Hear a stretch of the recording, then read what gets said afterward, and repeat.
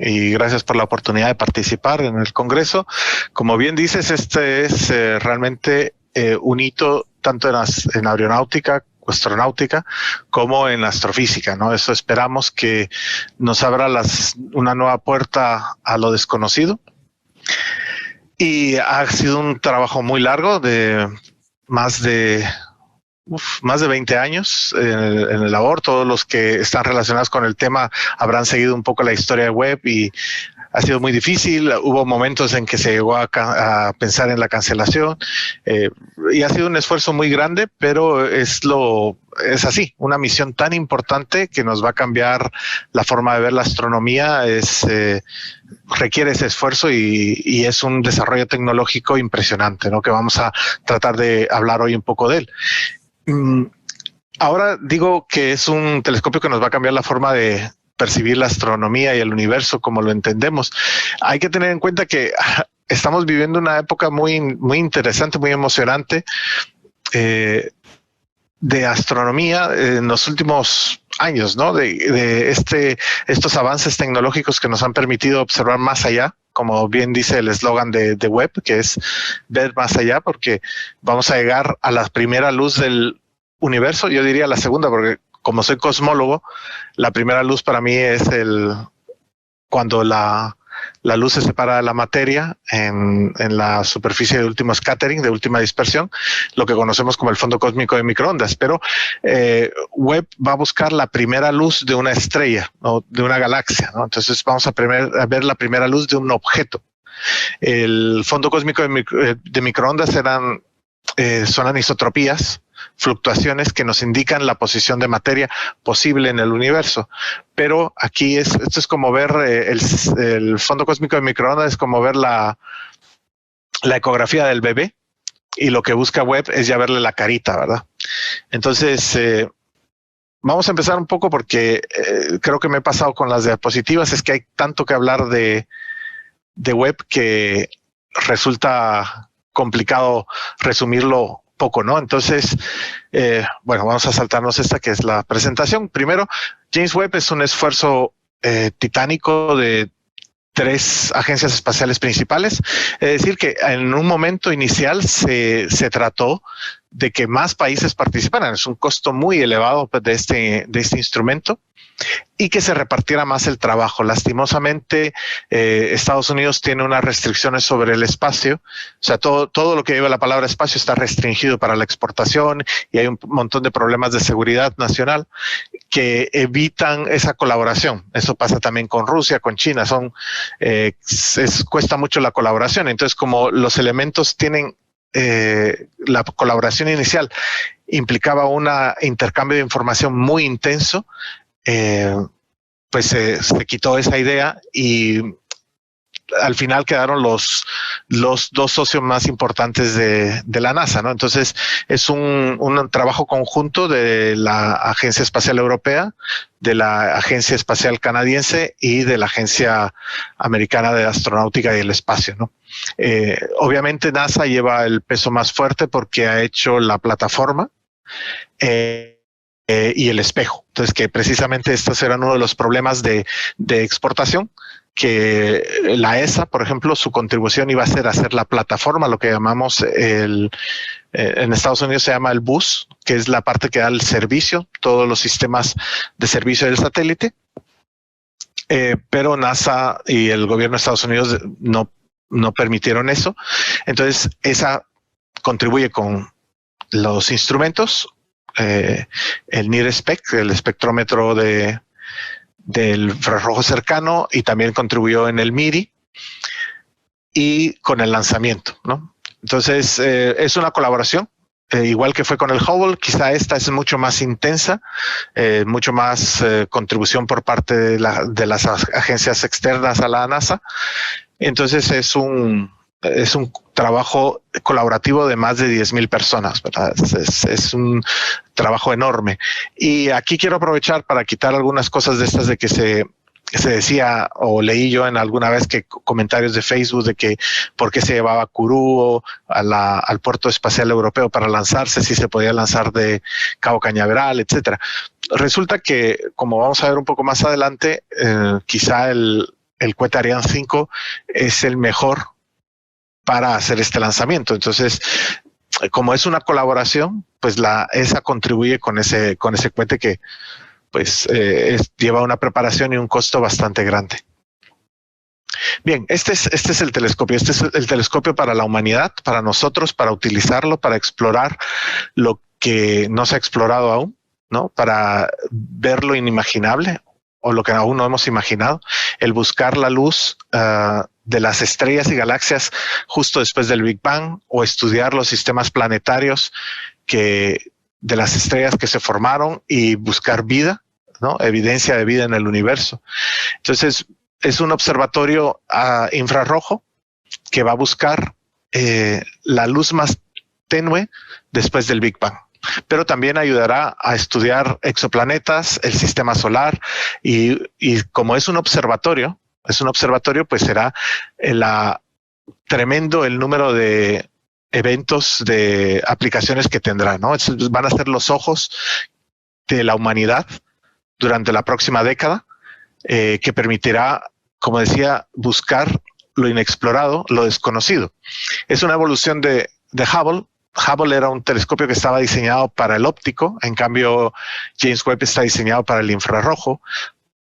Lleva 4 instrumentos que hemos mencionado, ¿no? Y estos instrumentos van a estar fríos. De hecho, el MIRI va a estar a una temperatura criogénica de 7 Kelvin. Y además vemos aquí la protección que lleva este parasol de 5 capas, que lo protegerá de la radiación solar, de la Tierra y de la Luna también, del calor, para que tanto el telescopio como los instrumentos se puedan refrigerar. Luego hablaremos un poco de la órbita que va a seguir nuestro satélite. Y hay que recordar, este es el telescopio más complejo, más grande, que se va a mandar al espacio. Entonces, tenemos que tomar eso en cuenta. Es una maravilla de la ingeniería que nos va a abrir puertas inimaginables, ¿no? Y nos va a ayudar a estudiar la evolución de las galaxias, exoplanetas, las atmósferas de los exoplanetas, y a conocer mejor nuestro sistema solar, ¿vale? Con el objetivo de entender un poco cómo se forma la vida, cuáles son los elementos que son necesarios para la vida y si hay una vida más allá de nuestro sistema solar. Como decía, Hubble pues era un telescopio bastante grande, pero James Webb es enorme. Como vemos, se está dividido, se dobla como si fuera un mecano para poder entrar en el Ariane 5, que es el que tiene el fairing más grande, o sea, la cápsula donde va el telescopio es el más grande.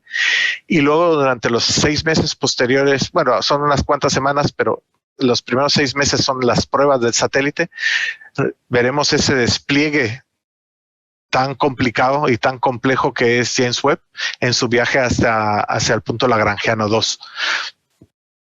Ahí, después de hacer las pruebas y de hacer el enfoque del telescopio, que esta es una de las partes importantes, se necesita enfocar el telescopio, y por eso cada uno de los 18 espejos que forman el telescopio James Webb se ajusta para mejorar y alinear la imagen a la perfección. Entonces, de esa forma podemos llegar con una resolución buena hacia las galaxias más pequeñas, más tenues, las primeras del universo. Entonces, una cosa importante, y lo he repetido un par de veces, es que este es el telescopio para la humanidad. Esto es un observatorio. Es un observatorio que está abierto para todo el mundo. Aquí ya pasó el primer ciclo, lo que se conoce como el primer ciclo de observaciones ya concluyó. La preparación para estas observaciones nos pilló justo durante esta época de pandemia, y entonces todos los científicos astrónomos del mundo prepararon sus propuestas y se han enviado y se ha hecho el primer programa. Entonces, durante el próximo año ya está todo el tiempo de James Webb ocupado, pero se volverá a abrir. Entonces, aquí es tener las ganas de hacerlo. Es un trabajo muy arduo, pero está muy bien explicado. Y de hecho, se puede solicitar una escuela, digámoslo así, una escuela para astrónomos de cómo utilizar James Webb, de cómo preparar las propuestas de observación. Es complicado, hay que tener un poco de experiencia en esto, pero se puede llegar a hacer o colaborar con equipos de otros países. Entonces, James Webb, pues como todos sabemos, será lanzado el 22 de diciembre.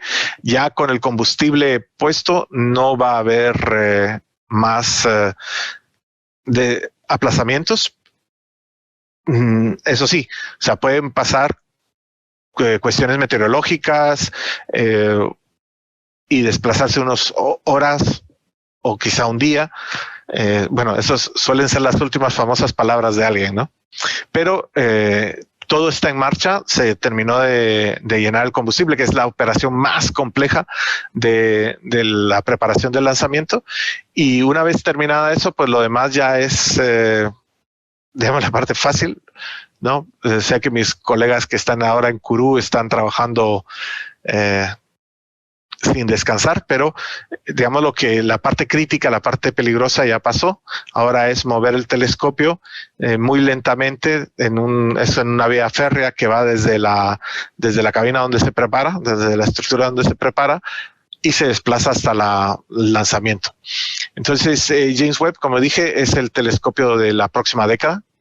Nos va a dar, espero yo, información que esperamos, pero sobre todo información que no esperamos. Nos vamos a encontrar cosas que no esperamos y eso es lo más importante de esto, ¿no? En unos números, solo para ir entrando en calor, pues será el lanzamiento el próximo miércoles a las 6:20 hora de Guatemala. Vale de la pena el madrugón y seguirlo. NASA, ESA, Ariane Space van a transmitir el lanzamiento. El lanzamiento es por parte de Ariane Space. Y luego sigue una secuencia de eventos, ¿no?, que van a ser seguidos por todo el mundo, de cómo nos comunicamos por primera vez con el satélite. El satélite, al salir de la atmósfera, es muy autónomo.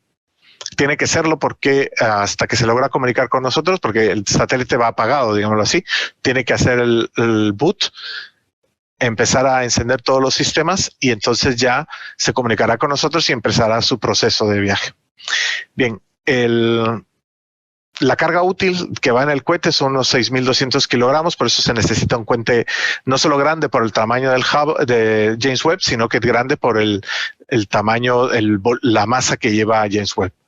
El diámetro del espejo son aproximadamente 6.5 metros cuadrados, perdón, puse metros cuadrados, es metros, ese es el diámetro, 6.5 metros. La apertura son 25 metros cuadrados.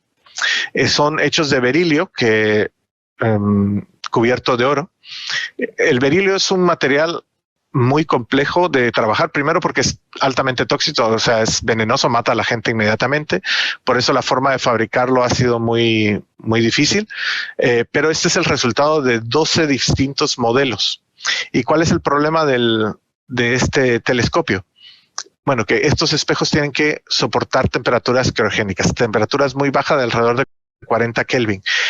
Entonces, ello mantiene la estructura, mantiene su rigidez a esas temperaturas, porque recordemos que el telescopio es adaptativo, entonces se va a tener que modificar la estructura bueno, no la estructura, sino que la forma del espejo, de cada uno de los 18 espejos, para formar un esferoide perfecto, ¿no?, para poder focalizar la luz. La distancia focal son 131.4 metros. Va a trabajar en las longitudes de onda entre 0.6 y 28.5 micras, eso es desde el amarillo naranja, o sea que tiene una parte de visible, hasta el infrarrojo mediano. La mayoría, los otros 3 de los instrumentos van a trabajar en el infrarrojo cercano y es MIRI el que va a trabajar en el infrarrojo mediano. La resolución óptica es de 0.1 segundo de arco, eso es fantástico.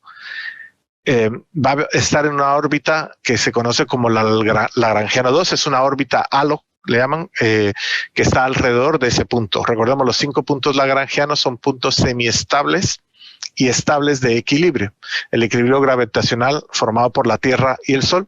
Entonces, este punto L2 está a 1,5 millones de kilómetros desde la Tierra, alejándose del Sol. El L1 está 1,5 millones de kilómetros alejándose de la Tierra, pero hacia el Sol. Luego L3 está en la misma posición que la Tierra, pero del otro lado del Sol. Y L4 y L5 forman un triángulo equilátero con respecto a los puntos L1 y L2. Luego lo veremos en una imagen, pero solo para que tengáis este concepto de que 1,5 millones de kilómetros alejándose de la Tierra.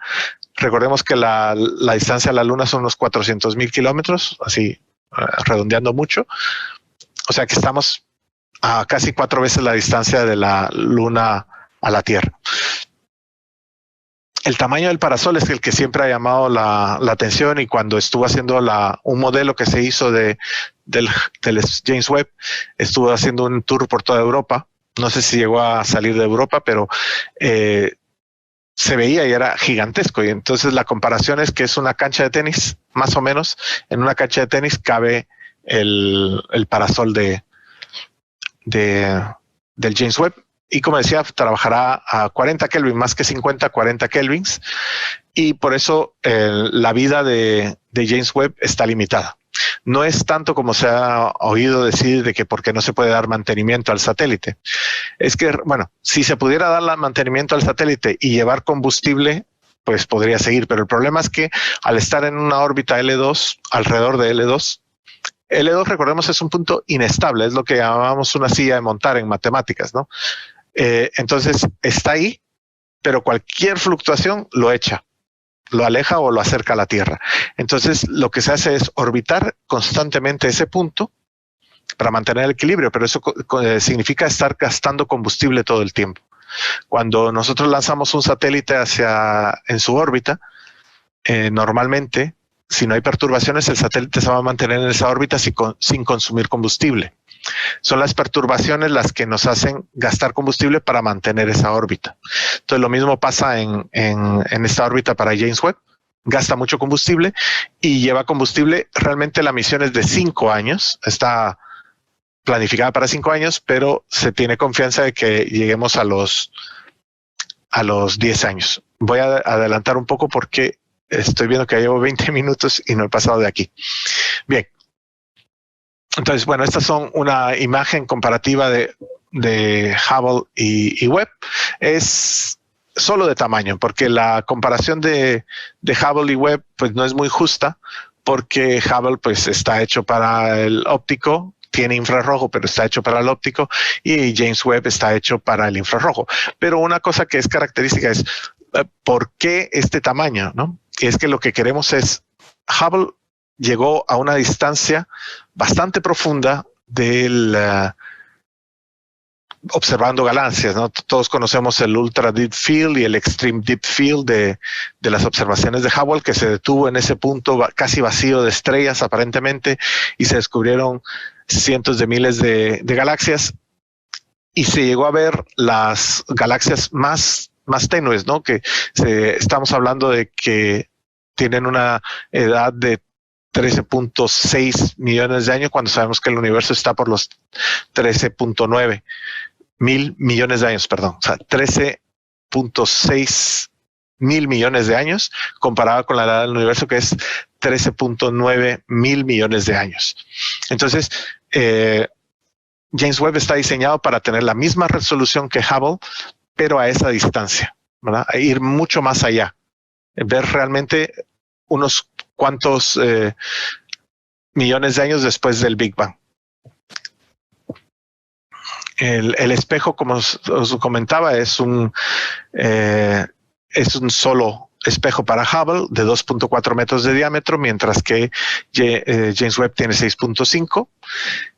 Entonces va a ser 100 veces más potente en cuanto a la cantidad de luz que va a poder capturar y en la precisión que lo va a hacer, ¿no? Es una combinación de todo. Ese es el tamaño, y aún así el telescopio completo de James Webb pesa menos que el de Hubble, ¿no? Esta es una de las cosas importantes del material seleccionado del berilio, es que es muy ligero también, porque si se hacía de una forma convencional, el telescopio es imposible de lanzar al espacio. Entonces, por eso el desarrollo en nuevos materiales ha sido crucial, porque ha reducido la masa para que con los cohetes que tenemos ahora podamos poner un telescopio de este tamaño en órbita. Bien, entonces un poco ya entrando en la ciencia, ¿no? Los objetivos de James Webb, yo los numero como 4, habla un poco de 5, pero básicamente es encontrar las galaxias más alejadas, las primeras galaxias después del Big Bang, entender la evolución de las galaxias, entender la formación de las estrellas y su evolución hasta la formación de sistemas planetarios, y luego entender los exoplanetas al examinar su atmósfera con el método de tránsito, poder alcanzar esa observación, ¿no? De ver de qué está compuesto la atmósfera y poder ver qué gases la tienen. Y esto por eso es clave también el infrarrojo, porque está sintonizado para las líneas de absorción de los gases de la atmósfera, ¿no? Metano, agua, etcétera, absorben en el infrarrojo. Entonces es esencial esta longitud de onda. Entonces, 4 objetivos, como decía: la búsqueda de las primeras galaxias, los primeros objetos luminosos formados después del Big Bang. Estamos hablando de unos pocos cientos de millones de años después del Big Bang.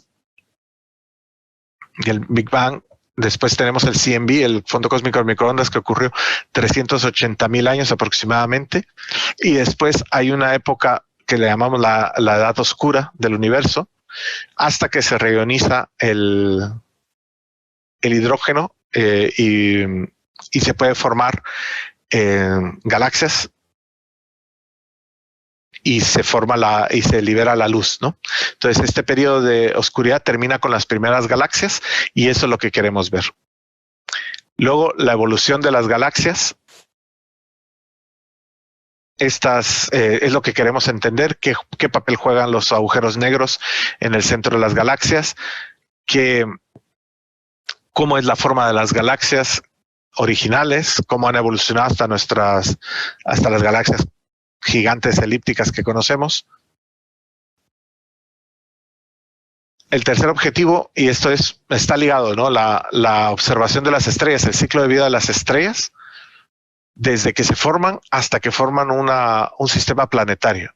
Entonces queremos ver esa evolución, entenderla y poder explicar cómo se forma nuestro propio sistema solar, ¿no? Estamos viendo constantemente, descubriendo planetas, exoplanetas, y los sistemas solares que vemos son muy diferentes, completamente distintos a lo que nosotros estamos acostumbrados, bueno, de nuestro sistema solar, que pensábamos que era normal, ¿no? Y estamos viendo cosas raras, como estrellas muy masivas muy cerca de su estrella madre, o sistemas planetarios con gigantes, o con estrellas que giran muy rápido, con planetas que giran muy rápido alrededor de su estrella. Entonces hay una gran variedad de sistemas, y esto es bueno porque así tenemos candidatos de observación para James Webb, que nos va a permitir entender mejor, ¿no? Entonces, con el conocimiento que tenemos de exoplanetas, podemos ir a seguro, digamos, sabemos que este sistema tiene planetas, podemos medir el tránsito, ¿no? Y ese es el cuarto objetivo: medir las características físicas y químicas de la atmósfera de los planetas, ¿no? Entendiendo también así la estructura del sistema planetario, y tratar de ver si en este tránsito que observamos podemos determinar el espectro de la atmósfera y encontrar los elementos que nos indiquen que hay posible vida, ¿no? Entonces podemos sacar el espectro de esa atmósfera y encontrar moléculas como agua, dióxido de carbono, metano, etano, una gran cantidad de elementos que absorben precisamente la luz en las frecuencias del infrarrojo que está sintonizado James Webb. Bien, entonces, para explicar un poco qué es lo que pasa, es lo que mencionaba antes: tenemos el Big Bang, luego la última superficie de scattering, que es cuando la temperatura del universo baja lo suficiente como para que los fotones puedan liberarse de la materia, en el sentido de que había tanta energía que cuando un fotón se liberaba, inmediatamente era capturado por otra materia, porque o dispersado, ¿no? Y entonces no podía salir, no podía avanzar, porque toda la materia se estaba moviendo de una forma tan grande, es una sopa tremenda de partículas, y luego llega a bajar la temperatura del universo lo suficiente como para que los fotones se liberen. Y esa es la primera liberación de luz. Y eso es lo que hablaba al principio, es solo un indicador de la materia, ¿no? De la huella de la materia. Esa materia que estaba aprisionando a los fotones los deja liberarse y entonces genera un destello que tiene unas pequeñas fluctuaciones. Este destello era amarillo en su origen, y debido a que el universo se ha estado expandiendo y estos fotones, pues al viajar por el espacio-tiempo, se van también alargando sus longitudes de onda. Entonces ahora nos llegan como microondas y una temperatura de 2,7 más o menos, 2,7 Kelvin. Pero ese 2,7 lo hemos medido muy, muy bien. Ahora no me acuerdo de la cifra completa, pero sí que hemos llegado a medir las anisotropías. Y estas anisotropías, pues lo que nos permiten es ver pequeñas variaciones en la temperatura media del sistema, de todo el universo, de esta luz homogénea. Y nosotros entendemos que esas son indicaciones de dónde había más materia, ¿verdad? Entonces, es la huella que dejó la materia en la luz del fondo cósmico de microondas. Luego viene una época oscura porque no hay nada. Los fotones se están alejando de la materia. La materia todavía no ha sido capaz de formarse, todavía está muy caliente, todavía es una sopa ahí mezclada de nucleoides empezándose a formar, hasta que llega el punto en que la materia se puede empezar a agrupar. Se forman los primeros átomos ya reales átomos reales, ¿no? Ya su núcleo y sus electrones, y se va acumulando la materia, ¿no? Y forman estrellas y galaxias. Ese proceso es el que queremos entender. Ese es el proceso que queremos observar con el James Webb, y buscar esas primeras galaxias con las primeras estrellas. Por cierto, ya el profesor Masters, que es el investigador principal de James Webb por parte de la NASA, y bueno, globalmente él es el jefe, digámoslo así. Él participó en el satélite COBE y ganó el premio Nobel junto a George Smoot por determinar el fondo cósmico de microondas, ¿no? Que era un cuerpo negro. Eso lo hizo Masters con su experimento FIR, y COBE con el CMBR, liderado por George Smoot, determinó las anisotropías, ¿no? Entre los dos, pues determinaron ese fondo cósmico de microondas con el satélite COBE, y gracias a ellos ahí empezó la cosmología de precisión. Bueno, entonces aquí es una animación de lo que sucede con esos fotones de las primeras galaxias. Al expandirse el universo, la longitud de onda del fotón se alarga, y lo que originalmente pues era una luz más o menos amarillo, estaría en el visible, nos está llegando en el infrarrojo. Entonces, por eso es que se utiliza el infrarrojo, y por eso necesitamos estas longitudes de onda para el James Webb. Y luego, pues las galaxias es otra de las cuestiones críticas para James Webb. Nosotros entendemos que, o sea, las galaxias se acumulan en grandes estructuras en el universo a gran escala. Lo hemos podido medir con los grandes surveys que han existido, y también con la ayuda de Hubble hemos podido ver galaxias, hasta muy tempranas, y vemos que son distintas, ¿no? Las primeras galaxias eran, pues, básicamente grumosas, no se veía una estructura como podríamos ver las estructuras incluso de las galaxias elípticas o de las más complejas espirales, sino que eran muy pequeñas y grumosas, pero sí que tenían una gran actividad en la creación estelar. Esto pues es lo que queremos entender, cómo era esa galaxia, y teniendo en cuenta que las galaxias se siguen formando, siguen evolucionando, siguen estando ahí presentes, ¿no? Esta la más o menos, bueno, esto es una cuestión que también nos va a poder dar una indicación. Nosotros sabemos que existe la materia oscura en el universo, tenemos evidencia suficiente, estamos casi seguros de su existencia. Y entonces lo podemos pensar como el andamio de la energía, de la materia normal, llamémosla así, de la que nosotros conocemos. Entonces, alrededor de ese andamio, dentro de ese andamio, mejor dicho, dentro de ese andamio, como el andamio de un edificio para construirlo, se está construyendo esta estructura a gran escala de materia visible, de materia normal. No voy a decir bariónica porque dicen que cada vez que un cosmólogo dice bariónica se muere un físico de partículas.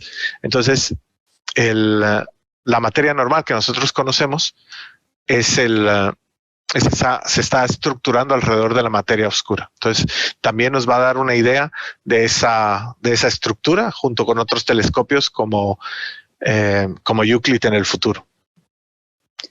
El siguiente objetivo era el ciclo de la vida estelar. Aquí también juega un papel importante el que sea un telescopio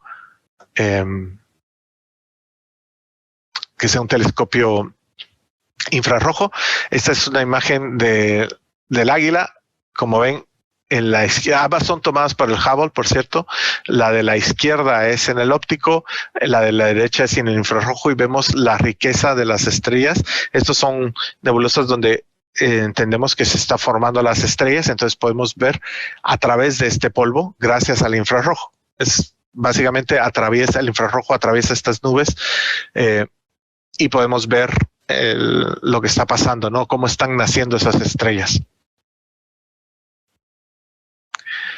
Y podemos entender esa evolución de las estrellas, de cómo se forman, cómo empiezan a aglomerarse la materia para formar este equilibrio hidrostático entre la presión interna de la fusión con la gravedad, con el colapso gravitatorio, pero además cómo se están formando estos discos protoplanetarios alrededor, y entender cómo esos discos se forman. Entonces esto solo nos lo permite el infrarrojo para buscar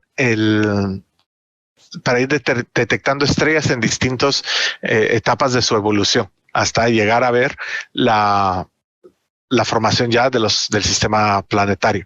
Esto es lo importante, ¿no? Ver James Webb nos va a permitir observar cientos de miles de estrellas en distintas fases de su evolución, ¿no? Y nos va a permitir llegar a estrellas mucho más antiguas y poder entender, ¿no?, si existen las estrellas de población 3, que creemos, bueno, hay un cierto consenso en que podrían existir, que fueron muy, muy breves en su existencia para una escala estelar, ¿no?, millones de años, pero que pudieron formar los elementos clave para la vida. Eso también esperamos detectar, ¿no?, esta evolución en distintas escalas y poder encontrar las primeras estrellas, y que si son de población 3, como pensamos decir, estaban formadas básicamente de hidrógeno y helio primordial.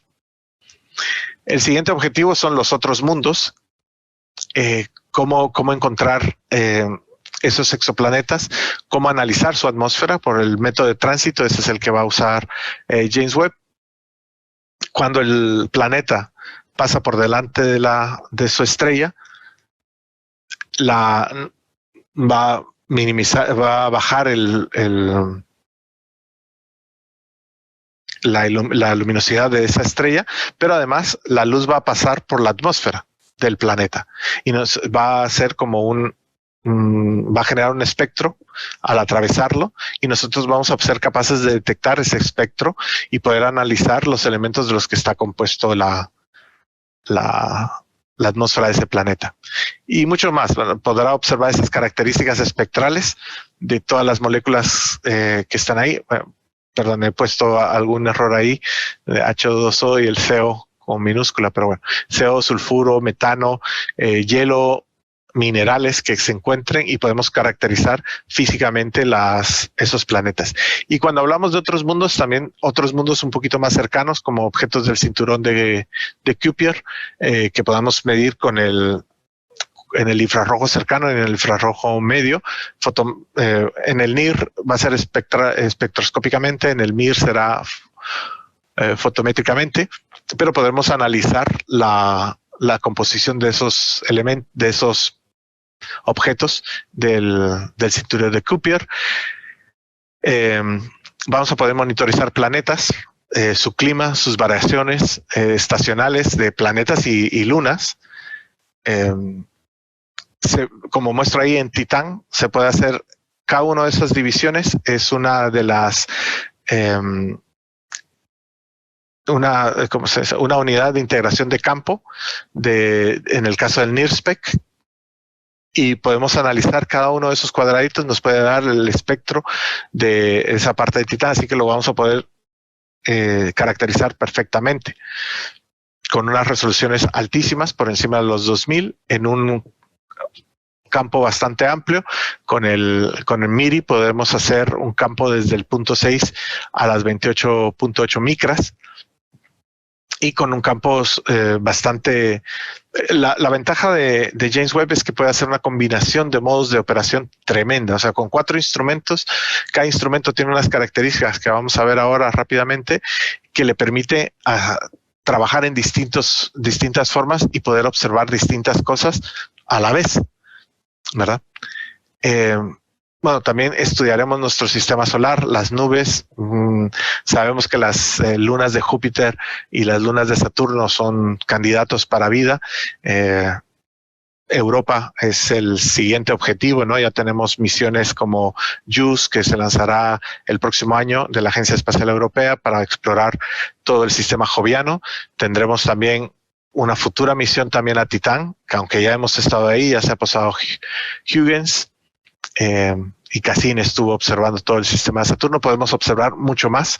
Los grandes desconocidos, que son Neptuno y Urano, pues que también estamos planificando misiones expresas para estos dos gigantes de hielo, pues con James Webb lo hacemos. Hace mucho tiempo, en una de las charlas con Edgar, en un café astronómico, pues estuvimos hablando también de la posibilidad de que ese noveno planeta que es transneptuniano y que causa perturbaciones en estos objetos a grandes distancias, puede ser un planeta o incluso un agujero negro primordial, ¿no? James Webb también nos ayudará en estas cosas, aunque si es un agujero primordial, pues esperamos a Athena y a satélites y otros satélites en los rayos X. Bien, esto es solo un resumen de lo que es nuestros objetivos y de los instrumentos que van dentro, ¿no? Y cómo va a ser la ciencia. Entonces, el NIRCam es la cámara de James Webb. Entonces, esta va a tomar imágenes. Recordemos, cuando creo que leí en algún comentario en Facebook que esto no iba a generar imágenes. Va a generar imágenes porque los detectores nos van a ayudar a convertir eso en algo visible. También las imágenes de los telescopios no son a color como pensamos, sino que son reconstruidas, ¿no? Los telescopios espaciales y muchos telescopios grandes, pues los CCDs que existían antes, pues solo notan luz, oscuridad. Entonces, luego cambiando los filtros, etcétera, se puede reconstruir el color aproximado del objeto que observamos. Pues lo mismo pasa aquí. Entonces vamos a tomar imágenes en el infrarrojo. También, como dije, se puede observar el naranja amarillo, pero lo que vamos a ver son imágenes espectaculares del universo temprano y de exoplanetas y cosas así. De hecho, se va a poder... El James Webb tiene coronografía, entonces se va a poder hacer ocultación de la estrella para tratar de observar hacer una imagen directa de un exoplaneta. Entonces, NIRCam está enfocado a buscar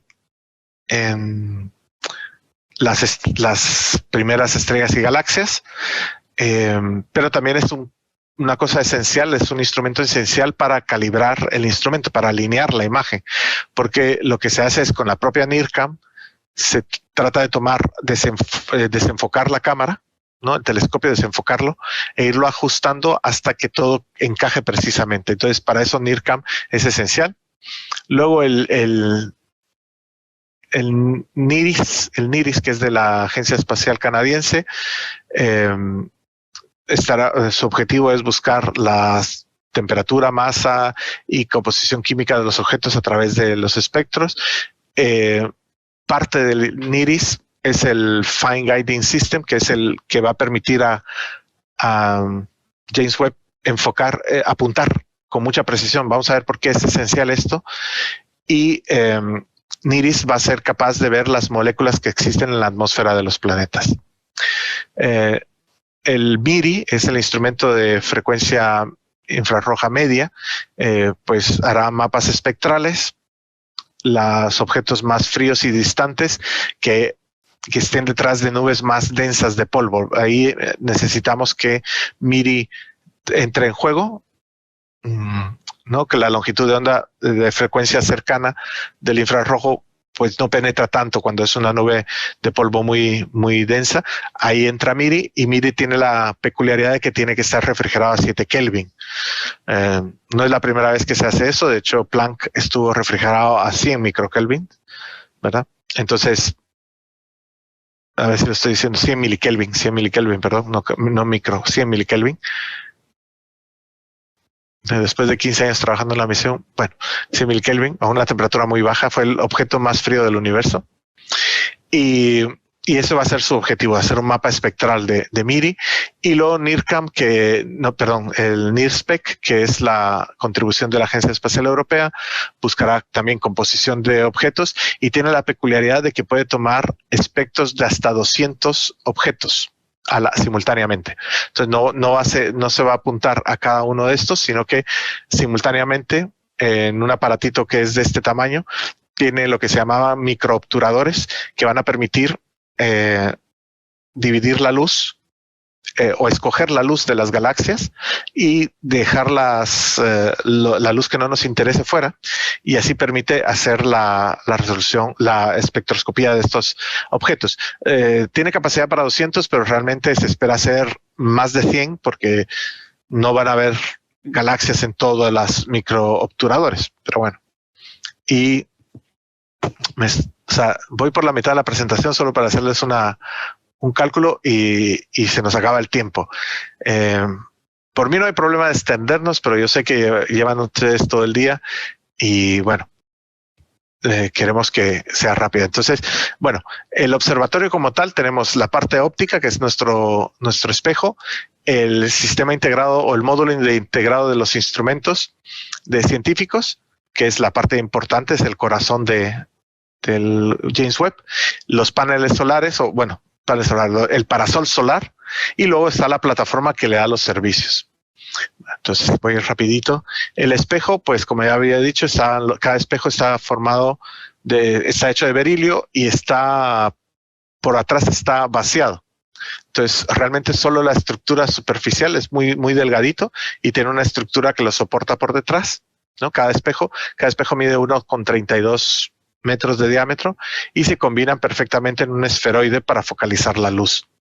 Luego hay la OTE, que es la parte óptica, digamos, es un telescopio que tiene un secundario que también está activo para controlar su curvatura. Este sí es un circular, ¿no?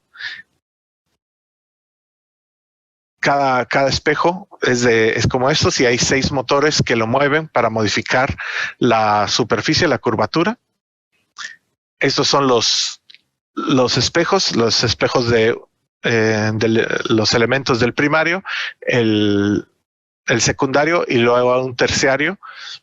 Estos forman un sistema para eliminar todas las aberraciones ópticas. Creo que los vídeos me los voy a saltar porque es un sería demasiado, pero aquí solo vemos que esa adaptación perfecta de los espejos para poderse generar la imagen completa del satélite, o sea, perdón, del espejo total. Bueno, ya hablamos de cada instrumento un poquito más. Entonces, NIRCam, que es la cámara de 0.6 a 5 micras, son 10 detectores de mercurio, cadmio, telurio, cada uno con 2040 por 2040 píxeles, y usa unos dicroicos que son básicamente una lente, es una lente que divide la longitud de onda baja y la longitud de onda alta y los separa en distintos caminos, y eso tenemos dos instrumentos de estos similares, son gemelos. Entonces aquí vemos cómo la imagen, la luz que entra se divide en la longitud de onda corta, la longitud de onda larga dentro del espectro de NIRCam, ¿vale? Y se pasa por los filtros para generar las distintas imágenes. Entonces, los modos de operación es en imagen directa, en espectrometría sin ranura, o sea, va a hacerlo con lo que se llama grating prisma, que es básicamente que permite pasar la luz sin pasarla por el prisma, y luego parte de la luz también pasa por el prisma. Entonces podemos hacer imagen y espectroscopía a la vez. Entonces, aquí está el Grissom con el filtro de F444 y vemos el espectro de lo que veríamos esta es una imagen simulada de lo que veríamos 500 galaxias a un corrimiento del rojo del 9. Eso es tremendo, ¿no? O sea, pero pretendemos llegar a 11. 11 es lo más viejo. Esta es, digamos, la rueda de filtros del NIRCam. Y este es el esquemático de lo que tenemos, de cómo se van formando los distintos planos focales y cada uno de los instrumentos. Entonces tenemos distintos modos, ¿verdad?, de operación que nos permite. Entonces son imagen, coronografía, tiene unas máscaras, se llaman, para proyectar luz sobre cierta parte del plano focal del instrumento, para dejar pasar solo la luz que queremos. Entonces ocultamos a la estrella y vemos el planeta. Espectroscopía sin ranura, de campo abierto, pero también en series de tiempo, que es una monitorización en cierto tiempo de los elementos, tanto en fotometría como en espectroscopía. Y además se utiliza, como dije, para lo que se llama el frente de onda, para ajustar el telescopio, la óptica del telescopio. Entonces, lleva dos cámaras similares, o sea, el mirror de estas dos cámaras, ¿vale?, para funcionar. O sea, esto está duplicado. El NIRSPEC, esto es el espectrógrafo dispersivo multiobjetivo, esto es la clave. Va de 1 a 5 micras, es capaz de observar más de 100 objetos simultáneos a la vez, con un campo de visión de 3 minutos por 3 minutos, con 3 distintas resoluciones, 100, 1000 y 2700.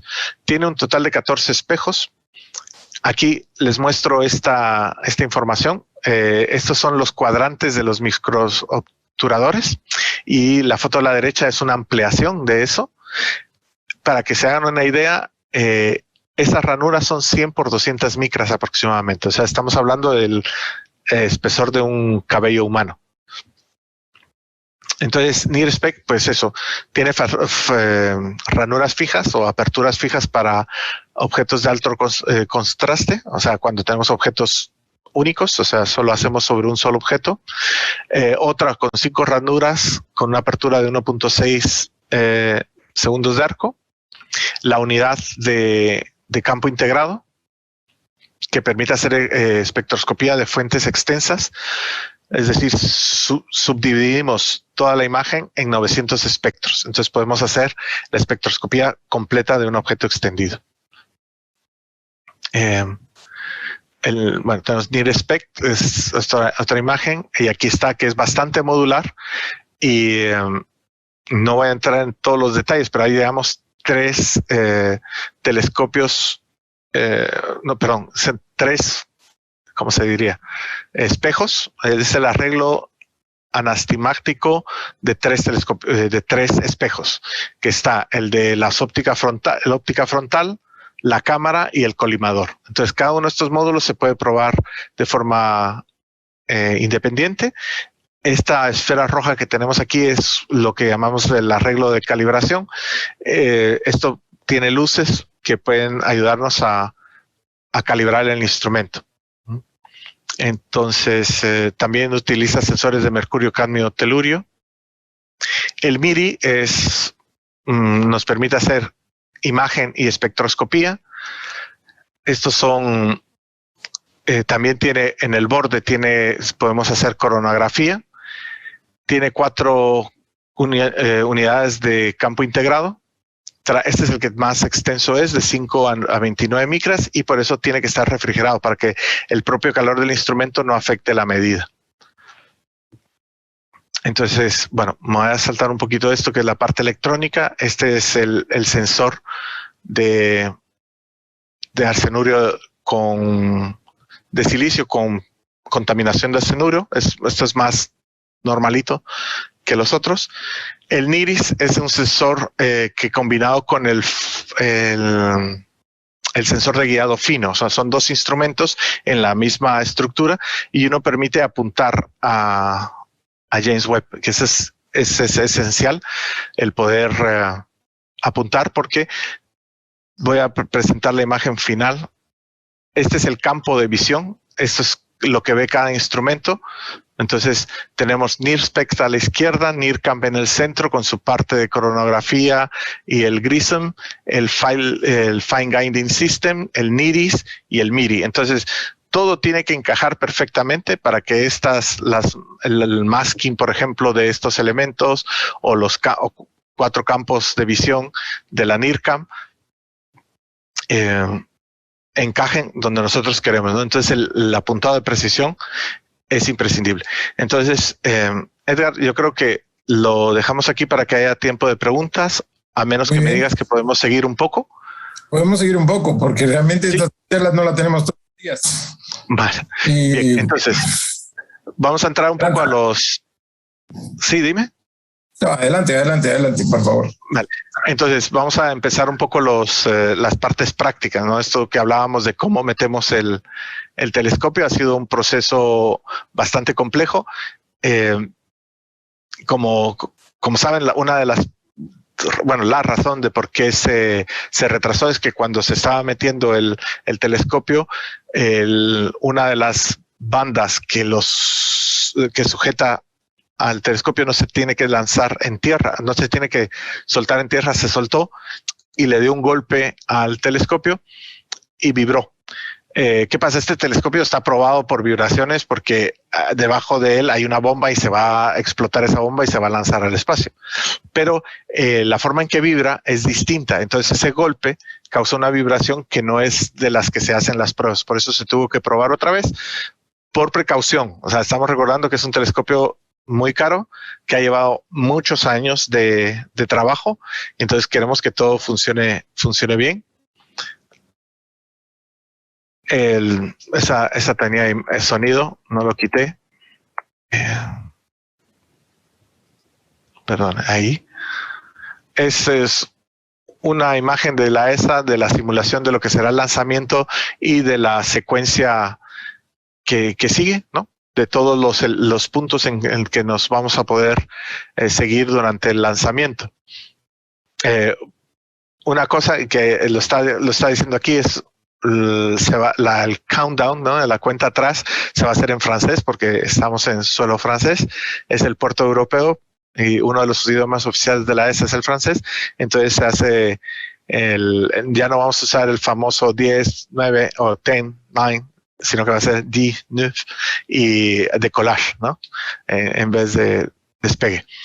Pero bueno, es solo es anecdótico. Entonces esta es la secuencia cuando una vez que se separan los boosters de combustible sólido, sigue el principal quemándose. Ese es de óxido líquido e hidrógeno líquido. Este se quema durante cientos de segundos hasta salir de la atmósfera. Ahí, una vez sale de la atmósfera, cuando se apaga, antes de que se apague, se liberan los fairings, la tapa que cubre al satélite, y ya estamos en la atmósfera, ¿no? Ya estamos fuera de la atmósfera, camino a L2. A los 9 minutos se separa el upper stage y ya se queda la parte, el main stage, y ya se queda el upper stage, la parte superior, que ya le da el último empujón para llegar a L2. Durante ese viaje no hay propulsión, ¿vale? Todo el viaje es solo con el primer impulso. Estamos en el espacio, entonces todo es inercia. Y a las 30 minutos se va a poder hacer la primera comunicación, ¿no? Entonces ahí va a pasar el control al Space Telescope Science Institute en Baltimore, que ellos van a llevar las operaciones de este satélite, así como llevan las de Hubble. El Ariane 5, pues como decía, de todos los cohetes disponibles que tienen la capacidad de lanzar un telescopio de este tamaño, este es el más ancho, 5,4 metros de ancho. Los demás están por 5 metros y obviamente creo que hay uno que es el chino, que es más ancho, pero no creo que Estados Unidos se fíe de China para el lanzamiento. Y Ariane tiene una trayectoria casi perfecta. Lastimosamente el primer lanzamiento no fue exitoso, pero tiene una gran trayectoria en satélites, en telescopios espaciales. Herschel y Planck, que fue un lanzamiento doble en el mismo cohete en el 2009. Luego vino Bepi Colombo en octubre del 2018. Antes estuvo Rosetta, XMM Newton, o sea que tiene mucha trayectoria aparte de y todos hemos visto el despliegue del satélite en YouTube. Aquí lo voy a pasar un poquito más rápido. Esto es crítico. Estos son los 29 días que dicen los de la NASA que se van a estar muriendo de miedo, ¿no? De este despliegue, porque es decir que falló en tierra en las pruebas, y fue porque de todo lo que se pudo hacer, unas abrazaderas, se compraron las abrazaderas más baratas que pudieron encontrar y fallaron, obviamente. Y bueno, eso dio un mala fe, ¿no? En todo esto, pero bueno, eso fue un error. Hay que tener en cuenta que mandar cosas al espacio sigue siendo difícil y sigue siendo muy complejo, y hay que tener mucho cuidado, probar muchísimo, pero hay cosas que no se pueden probar en la Tierra. Es imposible probarlas en la Tierra, y entonces hay que asegurarse mucho. El satélite cuenta con mucha redundancia, es decir, elementos que se repiten. Todo lo posible está repetido. La plataforma básicamente tiene todo doble antenas, doble electrónica, doble sistema de propulsión, todo. Reaction wheels, que es el sistema para controlar la actitud, se llama, que es, digamos, la orientación del satélite, también es robusto, y además está no duplicado. En el caso de los Reaction Wheels tiene redundancia, pero no duplicación. Esta es la órbita que va a seguir James Webb. Muchos satélites han estado ya aquí. Es un lugar privilegiado para la observación astronómica porque está lo suficientemente lejos de la Tierra y del Sol para evitar problemas, pero siempre tenemos línea de visión porque al ser un punto lagrangiano va a seguir a la Tierra. Entonces lo que se forma es un sistema Sol-Tierra-Satélite que se va a ir moviendo alrededor del año, ¿no? A lo largo del año se va a ir moviendo alrededor del Sol junto a la Tierra. Entonces la noche, el hemisferio que esté de noche siempre va a tener visión de James Webb. Gaia, por ejemplo, sigue ahí, Planck estuvo ahí, Euclid estará ahí, WMAP de la NASA estaba ahí. O sea que tenemos mucha experiencia, ¿no?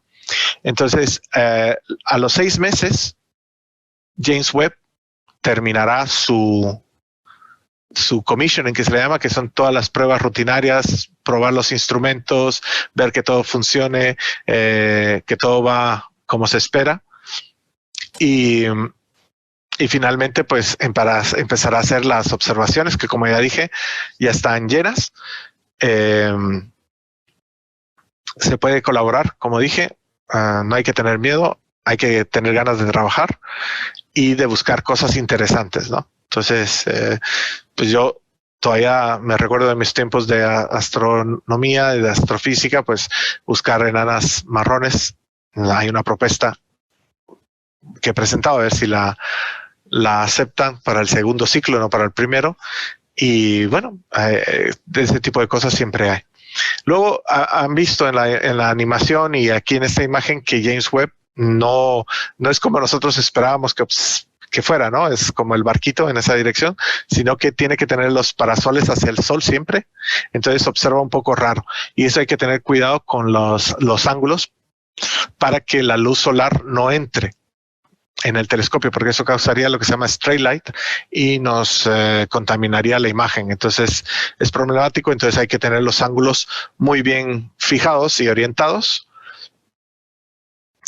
para evitar tanto que la Tierra o el Sol puedan generarnos luz y calor hacia el telescopio, ¿no? Y bueno, eso es más o menos todo.